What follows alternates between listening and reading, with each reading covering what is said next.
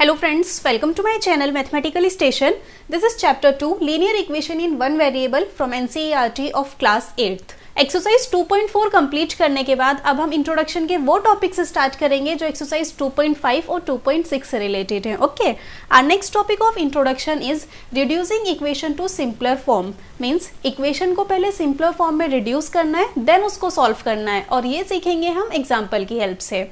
For example we have a equation 3x minus 2/4 minus 2x plus 3/3 is equals to 2/3 minus x.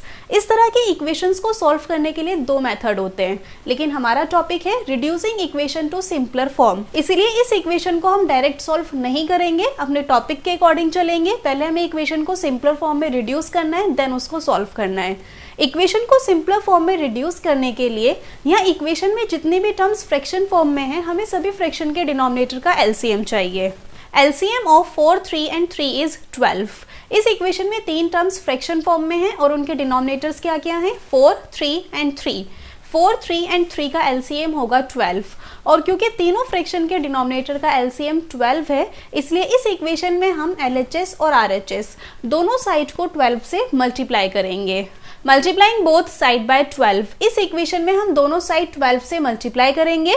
और 12 से ही multiply क्यों करना है? क्योंकि इक्वेशन में जो भी टर्म्स फ्रैक्शन फॉर्म में हैं, उन सभी फ्रैक्शन के डिनोमिनेटर का एलसीएम 12 है. सो it will B 12 multiply bye 3x minus 2/4 minus 12 multiply bye 2x plus 3/3 is equals to 12 multiply by 2/3 minus 12 multiply by x. Clear? Equation के LHS और RHS पार्ट में जो भी टर्म्स थी सबको हमने 12 से मल्टीप्लाई कर दिया. अब देखो यहाँ न्यूमरेटर में 12 है, डिनोमिनेटर में 4 है. दोनों नंबर 4 के टेबल में आते हैं, इनको कट कर सकते हैं. 4 1 ज़ा 4, 4 3 ज़ा 12. और यहाँ न्यूमरेटर में 12 है, डिनोमिनेटर में 3 है. दोनों नंबर 3 के टेबल में आते हैं, इनको कट कर देंगे. 3 1 ज़ा 3, 3 4 ज़ा 12. सिमिलरली यहाँ न्यूमरेटर में 12 है, डिनोमिनेटर में 3 है. दोनों नंबर 3 के टेबल में आते हैं, इनको भी कट कर देंगे. 3 1 ज़ा 3, 3 4 ज़ा 12. Now equation will be 3 multiply bye 3x minus 2 minus 4 multiply bye 2x plus 3 is equals to 4 multiply by 2 minus 12 multiply by x. अब इस इक्वेशन में जो भी ब्रैकेट्स हैं, ये सभी ब्रैकेट्स हमें ओपन करने हैं.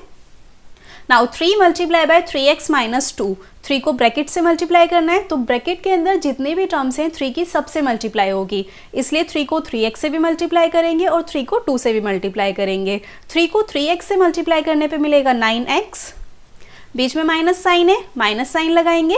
3 को 2 से मल्टीप्लाई करना है, 3 को 2 से मल्टीप्लाई करने पे मिलेगा 6. Now 4 multiply bye 2x plus 3. 4 को पहले 2x से मल्टीप्लाई करेंगे. 4 को 2x से मल्टीप्लाई करने पे मिलेगा 8x. और देखो ये प्लस है, ये माइनस है, प्लस माइनस माइनस, तो ये होगा माइनस 8x. फिर 4 को 3 से मल्टीप्लाई करना है. 4 3 ज़ा 12. ये प्लस है, ये माइनस है, प्लस माइनस माइनस, तो ये होगा minus 12 is equals to 4 multiply by 2 is 8 minus 12 multiply by x is 12x. अब हमारी इक्वेशन बिल्कुल सिंपल फॉर्म में रिड्यूस हो गई. जिस तरह से हम इक्वेशंस को सॉल्व करते हैं, इस इक्वेशन को उसी तरह से सॉल्व कर देंगे. इक्वेशन को सॉल्व करने के लिए हमें वेरिएबल वाली टर्म्स को एक साइड शिफ्ट करना होगा और कांस्टेंट टर्म्स को दूसरी साइड शिफ्ट करना होगा.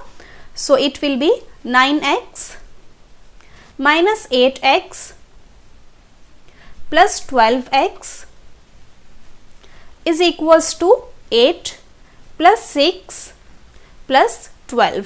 क्लियर? वेरिएबल वाली सभी टर्म्स को हमने LHS में शिफ्ट कर दिया और कांस्टेंट टर्म्स को हमने RHS में शिफ्ट कर दिया.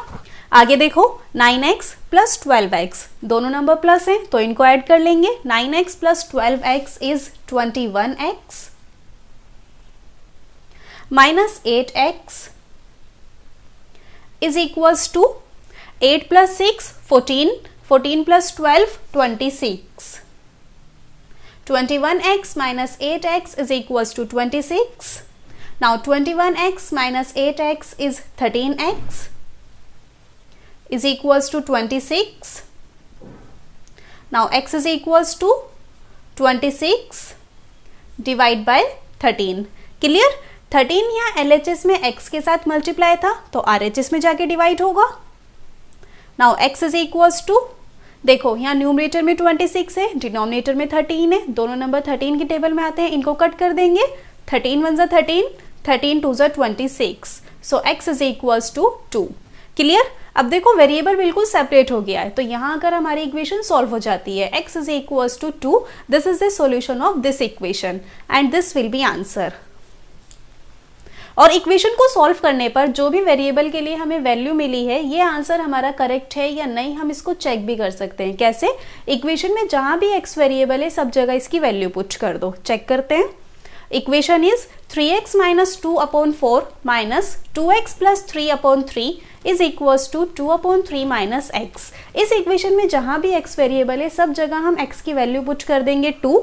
Now it will be 3 multiply by 2 minus 2/4 minus 2 multiply by 2 plus 3/3 is equals to 2/3 minus 2. Clear? Equation में जहां भी x वेरिएबल था सब जगह हमने इसकी वैल्यू पुट कर दी 2.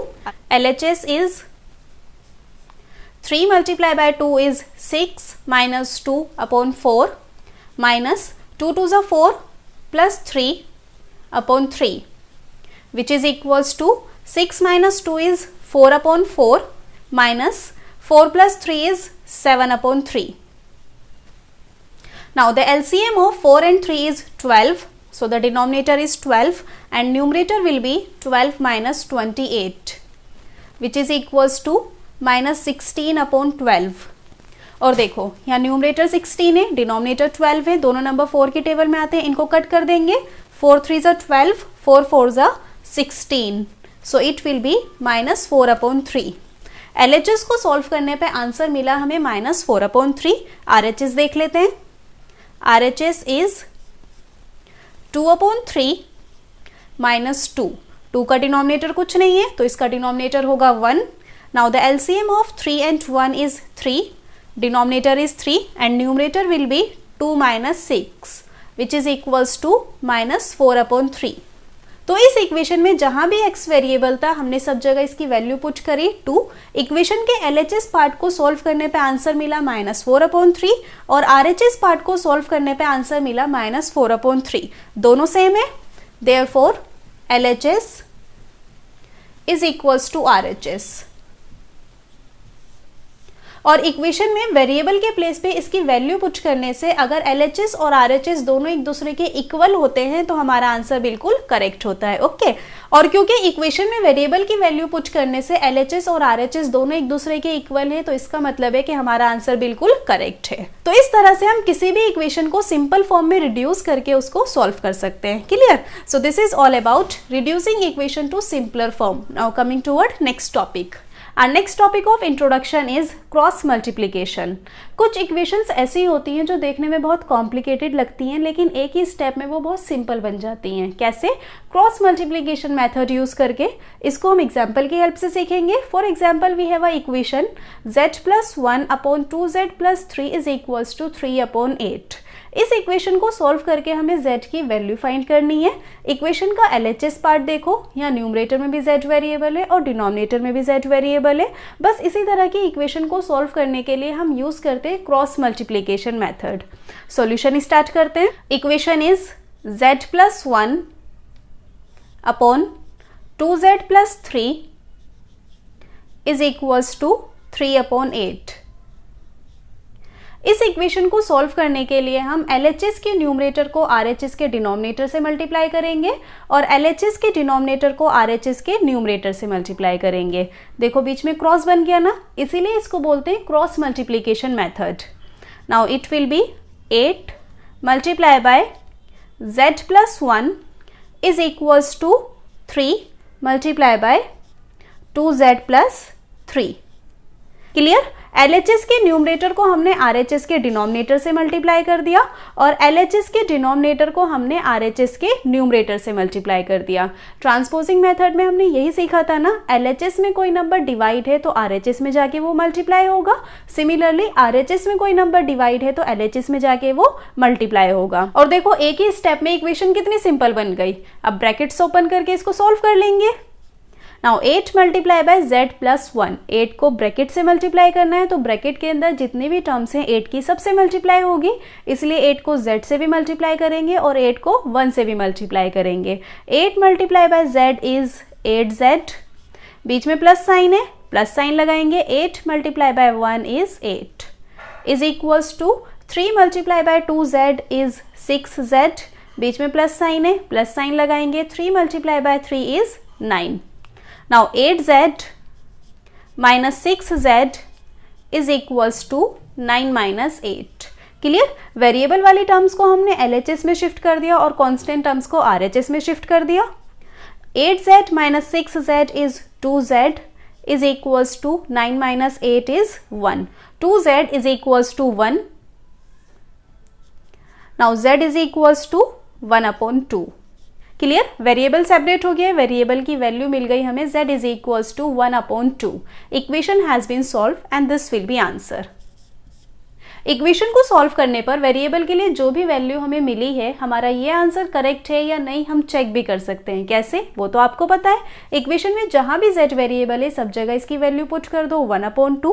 z के प्लेस पे उसकी वैल्यू पुट करने से अगर LHS और RHS दोनों एक दूसरे के इक्वल होते हैं तो हमारा आंसर बिल्कुल करेक्ट होता है। आंसर चेक कर लेते हैं। Equation is z plus 1 upon 2z plus 3 is equals to 3 upon 8। Equation में जहां भी z वेरिएबल है सब जगह इसकी वैल्यू पुट कर देंगे 1 upon 2। It will be 1 upon 2 plus 1 upon 2 multiply by 1 upon 2 plus 3 is equals to 3 upon 8। Clear? इस इक्वेशन में जहां भी z वेरिएबल था सब जगह हमने उसकी वैल्यू पुट कर दी 1 अपॉन 2। अब LHS पार्ट के न्यूमरेटर और डिनोमिनेटर को हमें अलग अलग सॉल्व करना है। न्यूमरेटर इज 1 अपॉन 2 प्लस 1, यहाँ 1 का डिनोमिनेटर कुछ नहीं है तो इसका डिनोमिनेटर होगा 1। Now the LCM of 2 and 1 is 2, denominator में आएगा 2 and numerator will be 1 plus 2। Clear?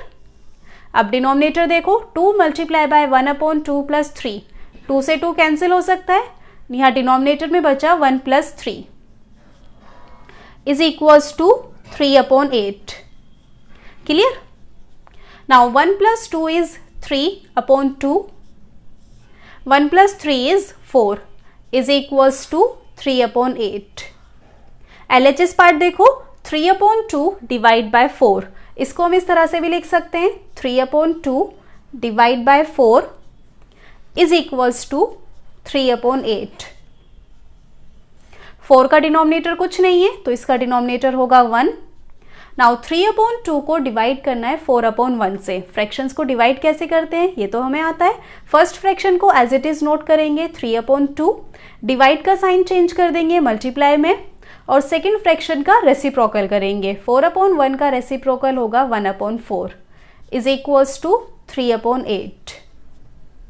अब 3 अपॉन 2 को मल्टीप्लाई करना है 1 अपॉन 4 से, तो न्यूमरेटर की न्यूमरेटर से और डिनोमिनेटर की डिनोमिनेटर से मल्टीप्लाई कर देंगे। 3 multiply by 1 is 3 divide by 2 multiply by 4 is 8। 3 upon 8 is equals to 3 upon 8। देखो LHS को सॉल्व करने पे आंसर मिला हमें 3 अपॉन 8 और RHS तो ऑलरेडी 3 अपॉन 8 था, तो इक्वेशन में वेरिएबल की वैल्यू पुट करने से LHS और RHS दोनों एक दूसरे के इक्वल है। LHS is equals to RHS। और जब इक्वेशन में वेरिएबल की वैल्यू पुट करने से LHS और RHS दोनों एक दूसरे के इक्वल हो गए तो हमारा आंसर बिल्कुल करेक्ट है। Okay, clear? इस तरह की इक्वेशंस को सॉल्व करने के लिए हम क्रॉस मल्टीप्लिकेशन मेथड यूज करते हैं। क्रॉस मल्टीप्लिकेशन मेथड यूज करने से इक्वेशन एक ही स्टेप में सिंपल फॉर्म में रिड्यूस हो जाती है। Okay, so this is all about cross multiplication and this is the last topic of introduction. With this we complete our introduction of this chapter. If you have any doubt in any topic you can mention in the comment section. और अब हम next video से वो example question start करेंगे जो exercise 2.5 से related है। Okay, and please make sure that you like, share and subscribe subscribe to my channel if you like today's video. Your support really means a lot to me. Bye bye, take care.